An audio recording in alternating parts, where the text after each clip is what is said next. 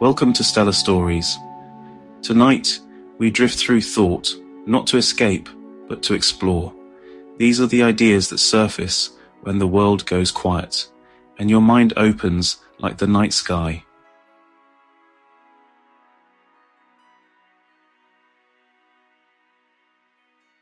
Existentialism doesn't promise answers.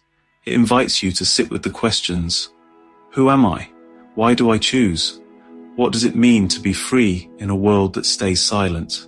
Let these reflections unfold around you, like stars you can't name, but feel drawn to just the same. You don't need to understand everything. You're here, and that is a beautiful beginning.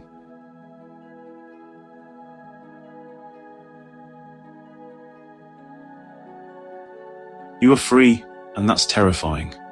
Existentialist philosophers, notably Jean-Paul Sartre, assert that humans are inherently free.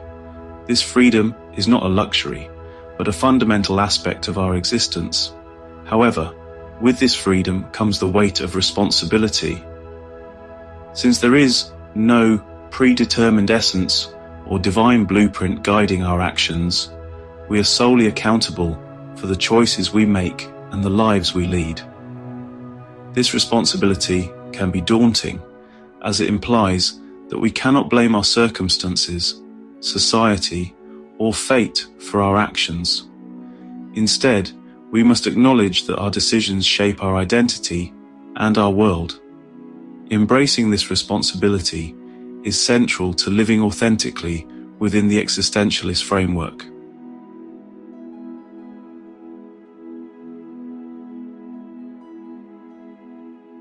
Nothing means anything, and that is the beginning. Nihilism says the universe has no meaning, no grand purpose, no cosmic plan. The stars don't care what you do. The galaxies won't weep when you're gone. But maybe that's not the end of the story. Maybe that's the start. Because when nothing is given, everything is possible. You are not bound by fate, not tied to some unseen hand. You are free to imagine, to build, to make beauty, even in a silent world.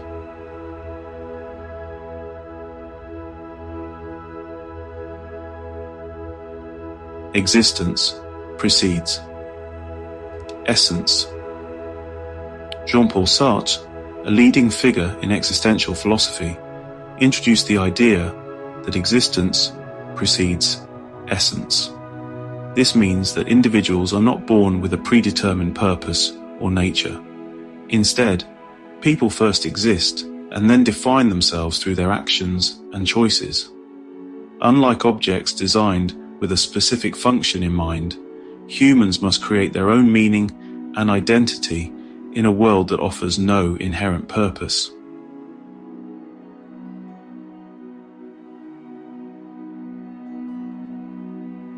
The absurd.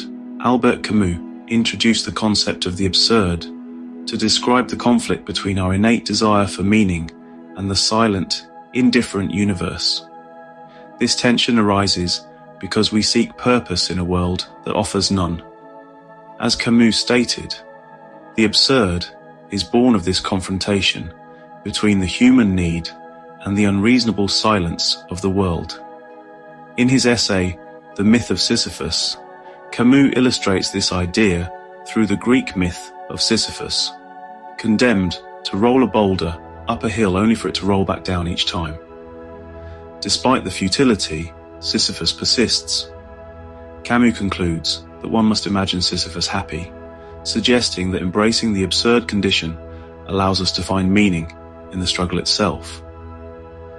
Rather than succumbing to despair, Camus advocates for a life lived with full awareness of its absurdity. By acknowledging the lack of inherent meaning, we are free to create our own purpose and live authentically. This rebellion against the absurd becomes a source of personal freedom and fulfillment.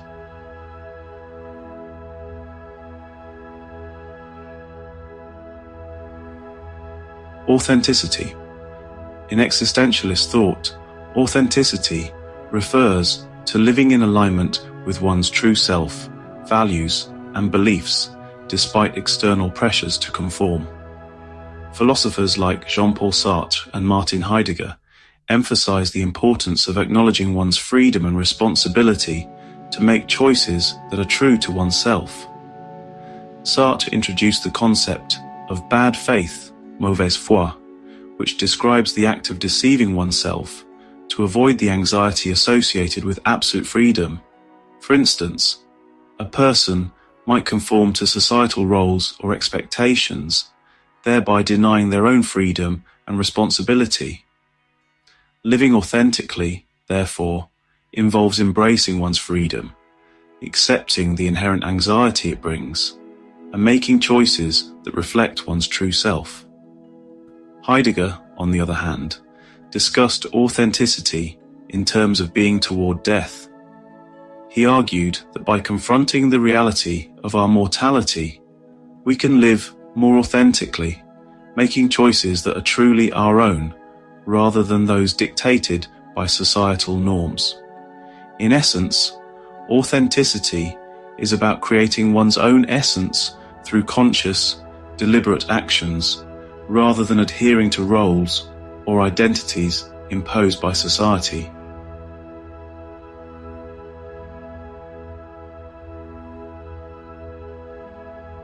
Angst and dread. In existentialism, angst or anxiety isn't just worry. It's a deep, unsettling awareness of your own freedom. When you realize there's nothing stopping you from making any choice, no divine plan, no ultimate authority, you feel a kind of vertigo. Kierkegaard called it the dizziness of freedom. Dread follows closely. It's not fear of something specific, but of the unknown, of the endless possibilities and responsibilities that freedom brings. But existentialists argue that this discomfort is valuable. It forces you to confront the truth that your life is yours to shape. And only by facing that anxiety can you begin to live authentically, not by habit or fear, but by choice.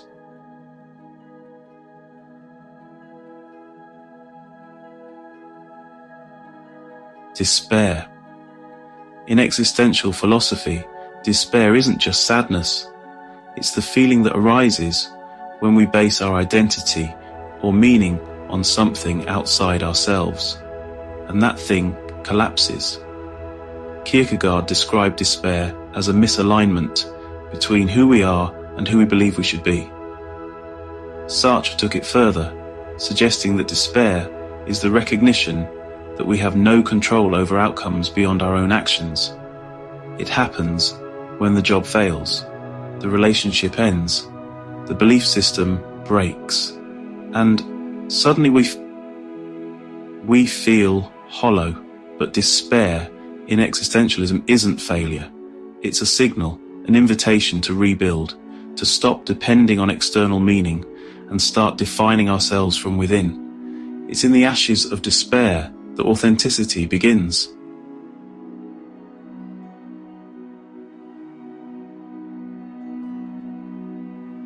The other and the look. Jean-Paul Sartre explored how we experience ourselves through the eyes of others, what he called the look. When someone observes you, suddenly you become aware of yourself as seen. You might feel exposed, judged, or defined by how they perceive you. This is the moment you shift from being a subject to an object, and that can be deeply uncomfortable. We often shape ourselves around others' expectations. We play roles. We become what we think others want us to be. And in doing so, we risk losing sight of who we are when no one's watching. Existentialists urge us to resist this pull, to reclaim our freedom from the look, and instead define ourselves not through the gaze of others, but through our own conscious choices. The path to authenticity starts when you stop performing and start being.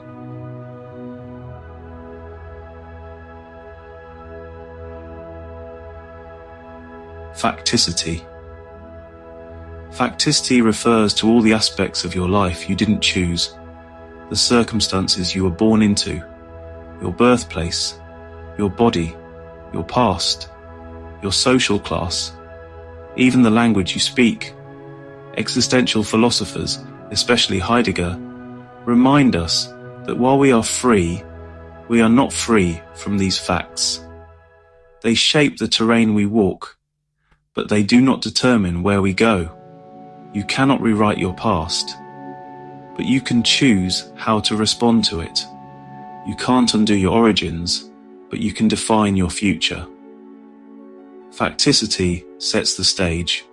Freedom writes the script. To live authentically is to accept what you've been given and still decide who you will become.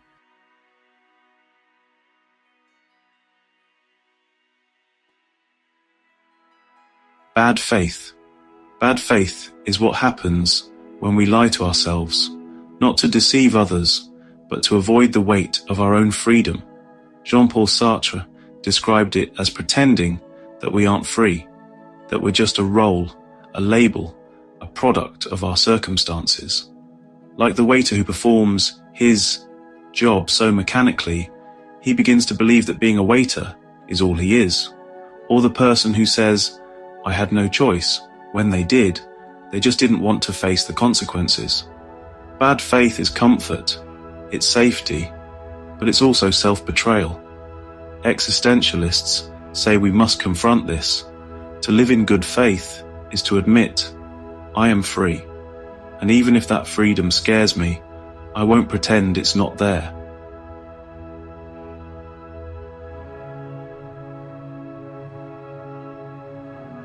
Creating meaning.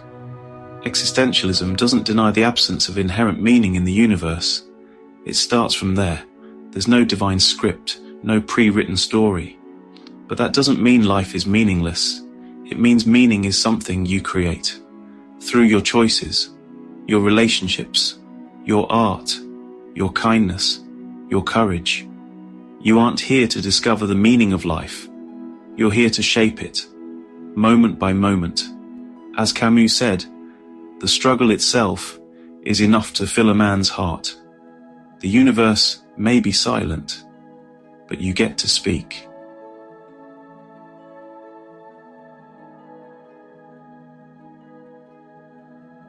Amor fati, love of fate. The phrase amor fati means love of fate. It comes from the Stoics, and later Nietzsche, and it means more than simply accepting what happens. It means embracing it, loving it, even the pain, even the loss. To say, this happened, and I will not just endure it, I will make something beautiful from it. It's not passive, it's powerful. A quiet defiance against bitterness, a choice to say yes to everything.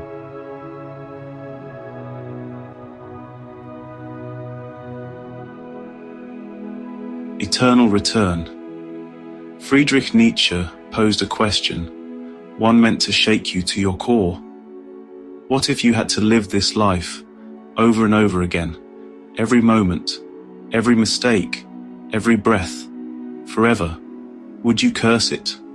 Or would you live so fully, so honestly, that you could say, yes, let it return. I would live it all again. Eternal return isn't about metaphysics. It's about meaning. It asks, are you living a life worth repeating?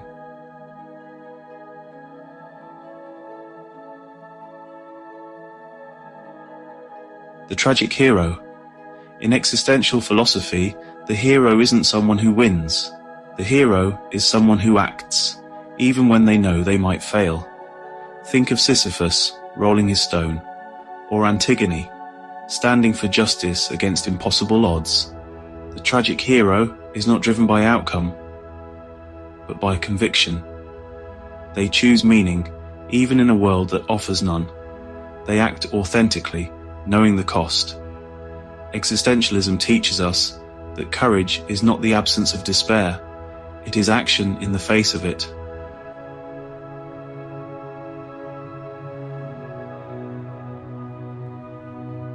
the quiet heroism of the everyday. Existentialism doesn't just belong to philosophers and rebels.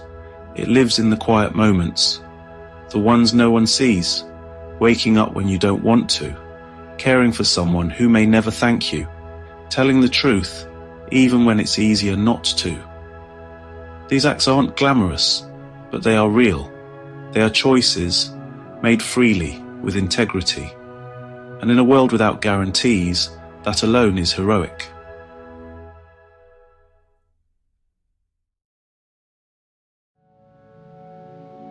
Existential guilt. This isn't guilt because you broke a rule. It's deeper than that. Existential guilt is the quiet ache of knowing you haven't lived fully, that you've hidden from your freedom, that you've let fear, routine, or comfort decide for you. It's the guilt of unchosen paths, unwritten pages, unspoken truths. But guilt isn't the end. It's a signal, a chance to begin again, because as long as you're breathing, the story isn't finished.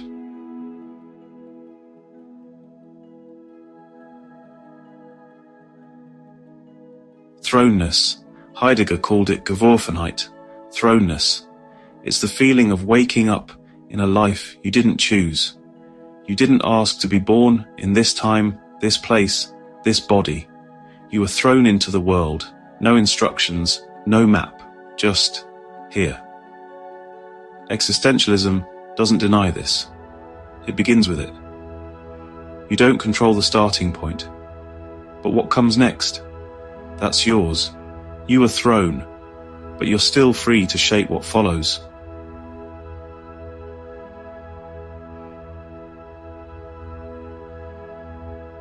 Death as a mirror. Death is the one certainty. Existentialists don't ignore it. They look directly into it. Because when you truly face death, everything else becomes clearer. The petty fades, the honest rises. Time starts to matter. Heidegger called it being toward death, not as fear, but as focus. A way to remember you are temporary, so live deliberately. Let death be a mirror, and ask yourself, is this how I want to spend what little I have?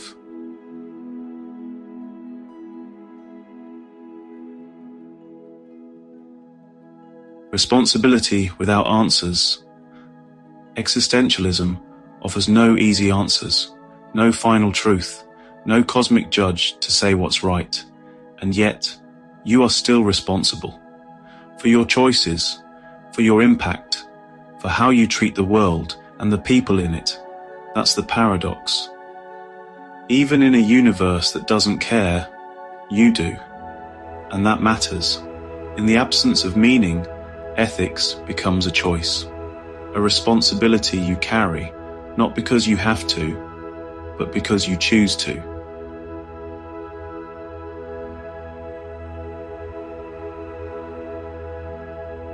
Quiet rebellion.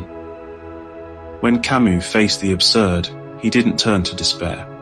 He turned to rebellion, not violence, not noise, but a quiet, daily defiance, to live with full awareness of meaninglessness, and still get up, still create, still love, to refuse to go numb, to care in a world that doesn't command it, to make art, to be kind, to stay awake. That is rebellion, that is freedom.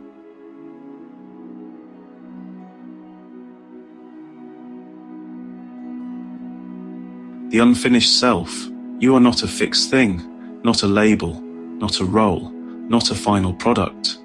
Existentialism sees the self as a work in progress, always unfolding, always in motion. You are what you do, what you choose, what you refuse to run from. You don't find yourself, you build yourself.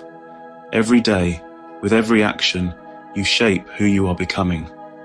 And the beautiful truth is this: you are never finished.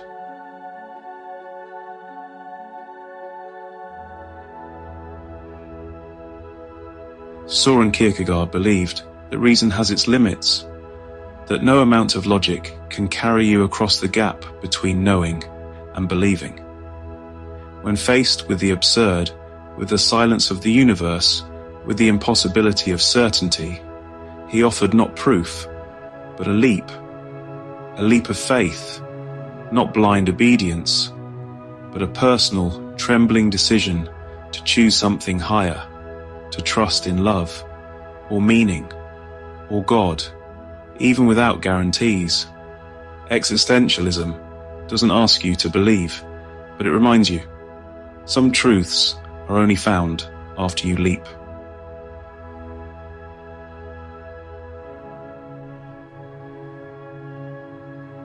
The myth of the outsider. The outsider is a recurring figure in existential literature, someone who sees the world differently and cannot pretend otherwise. In Camus' The Stranger, Mursal doesn't cry at his mother's funeral. In Dostoevsky's Notes from Underground, the narrator rages against logic itself. These are not villains, they are awake, and in their alienation, they reveal truths others ignore.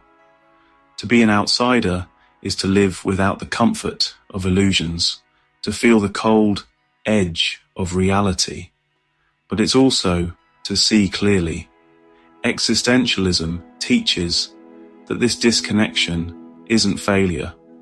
It's the first step toward honesty.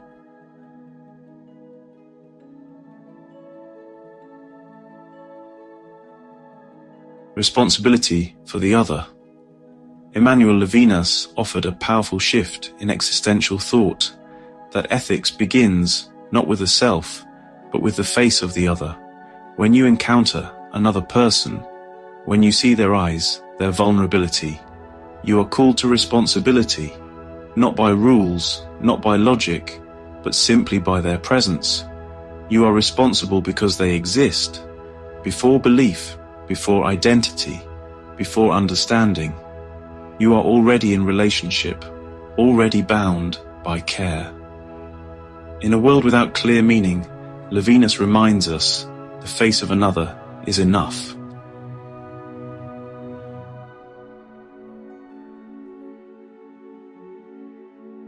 The weight of memory. Who are you without your memories? Existentialism asks whether the self is more than just a collection of moments remembered, joy, regret, trauma, tenderness, each shaping how you see the world and yourself. But memory is fragile, it fades, it changes. Each time you remember something, your brain rewrites it slightly. So if memory is imperfect, and identity is built on memory, who are you really? Perhaps you are not your past, but your relationship to it. And maybe your truest self is not what you've been, but what you're becoming.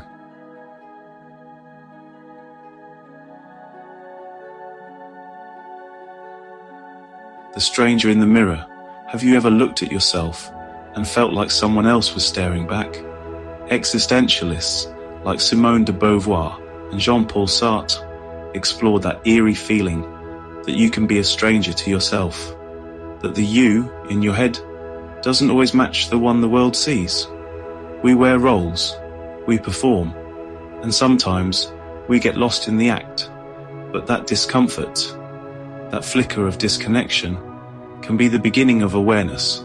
It's a reminder that you are not a finished product.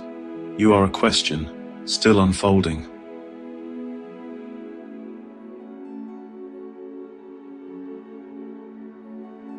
Freedom within limits. You are not completely free. You didn't choose your birth, your body, your time in history. Existentialism doesn't deny this. It calls it facticity, the unchangeable facts of your existence. But within those limits, you are free. You can't choose the landscape, but you choose how to walk it. You can't rewrite the past, but you choose what it means to you. Even in the tightest cage, there is a moment, a breath, where you choose who you are, and that's where freedom begins.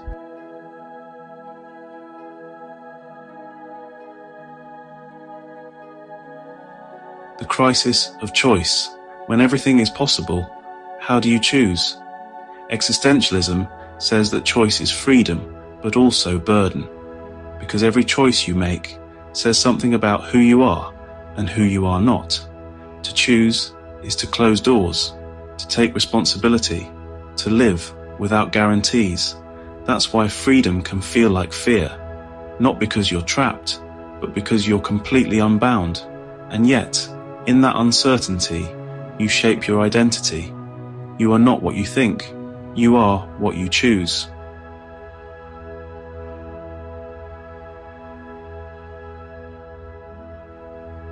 Creating beauty in the void.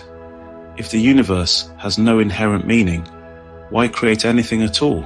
Camus answered simply, because that is the revolt, to paint, to write, to love, to build something fragile in a world that owes you nothing, that is an act of resistance. Existentialism doesn't demand despair, it invites creation, not because life is full of meaning, but because it isn't. And in that emptiness, you become the artist of beauty, of truth, of your own becoming.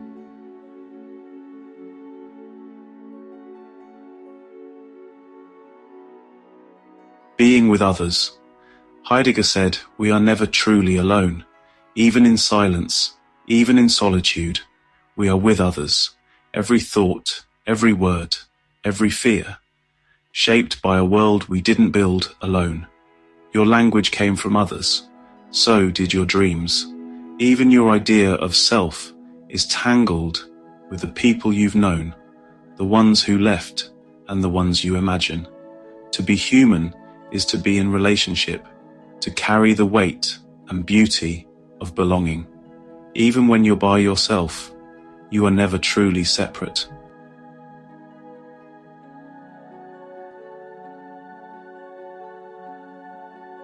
Existence as becoming.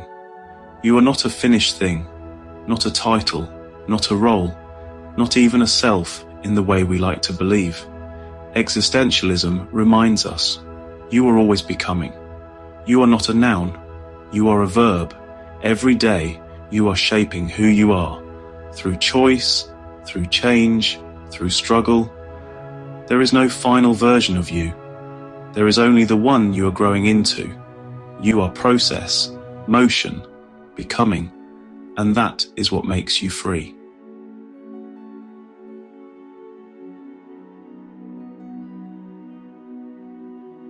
The burden of consciousness. To be conscious is to know that you exist, to know that one day you won't. This awareness is the human gift and the human burden. Most creatures live moment to moment, but you remember the past, you imagine the future, you ask, why? And with that question comes fear, doubt, longing, but also beauty, the chance to shape your life not just by instinct, but by meaning. Existentialism doesn't offer comfort, it offers clarity. You are awake. Now, what will you do with it?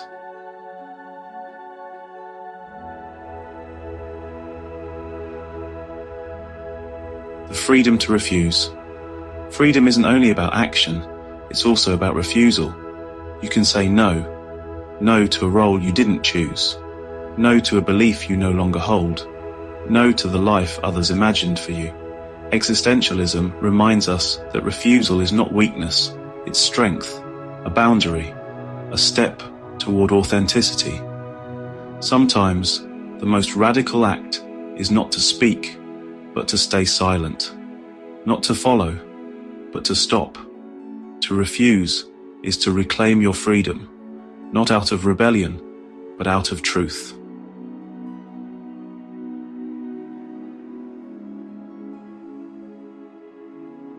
Hope as a rebellion. In a world that offers no guarantees, hope can feel foolish, but existentialism sees it differently. When the universe is silent, when life is uncertain, to hope is not weakness, it's resistance. Hope is saying, I know things fall apart. I know nothing is promised. And still, I choose to care, I choose to try. Hope is not blind, It sees the darkness and dares to light a candle anyway. That is not naive. That is rebellion.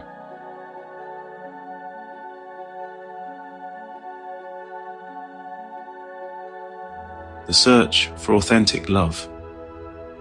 In existentialism, love is not safety, it's not control, it's not a cure for loneliness.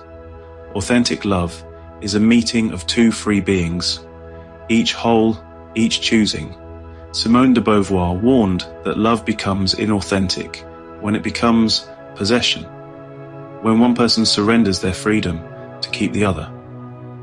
But true love is a risk. It's choosing another person again and again without needing them to complete you. It's the courage to say, I see you, I do not need you, but I choose you anyway.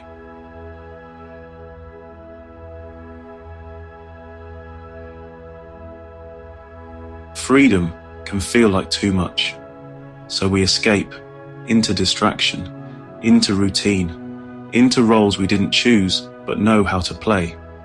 Existentialists like Kierkegaard and Sartre warned that escape isn't always physical. Sometimes we escape from ourselves. We avoid choice. We numb responsibility. We pretend we're not free because it's easier to feel stuck than to feel lost. But the cost of escape is authenticity, and eventually the self you've buried starts to ache. Existentialism invites you back, not with answers, but with the question, what are you running from?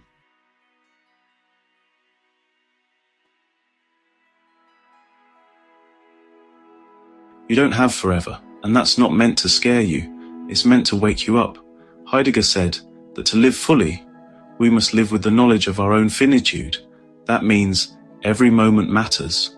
Every word is unrepeatable. Every silence is a choice. Time isn't something you have. It's something you're always losing. But that's what gives it meaning. Without limits, there's no shape. Without endings, there are no beginnings. And so, in the face of time, you are asked, what will you do with what remains?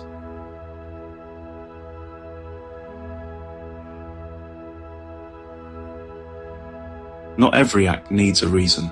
Not every moment has to lead somewhere. Existentialists and mystics like Meister Eckhart spoke of the idea of living without why, to do something not for a reward, not for approval, but because it is true to who you are, to help without needing thanks, to create without needing recognition, to live not for some future outcome, but because this moment is enough. In a world obsessed with goals and meaning, this is quiet rebellion, to exist simply because you are here.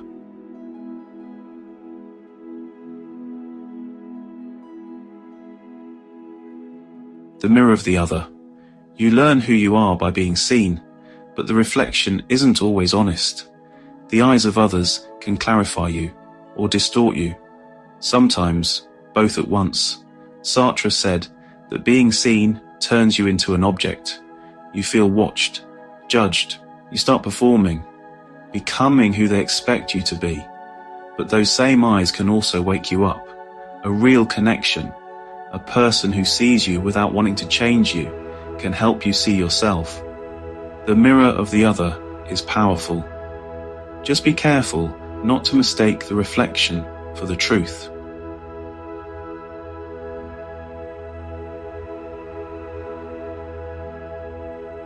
Radical forgiveness.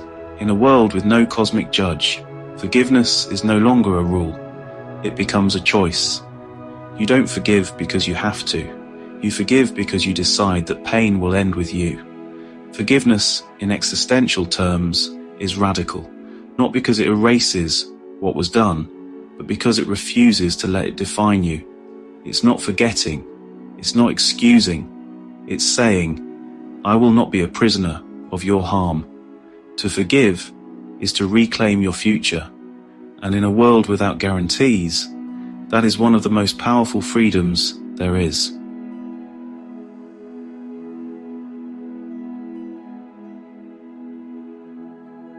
You can scream into the sky, and it will not answer. The stars are silent. The cosmos offers no reply, no guidance, no comfort. And yet, you still ask, you still wonder, you still hope. Existentialism begins here, in that silence. It doesn't pretend there's meaning written in the stars. It asks, what will you write in the silence they leave behind? Because when the universe is quiet, your voice matters more.